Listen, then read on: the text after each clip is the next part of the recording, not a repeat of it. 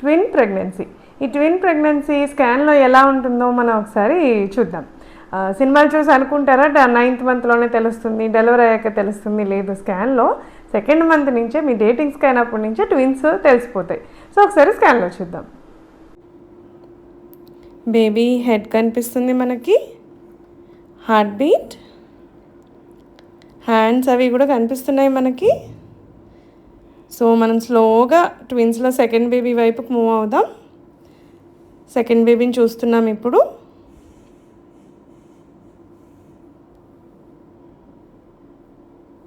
Second baby heart beat కనిపిస్తుంది మనకి ఇప్పుడు, హార్ట్ బీట్.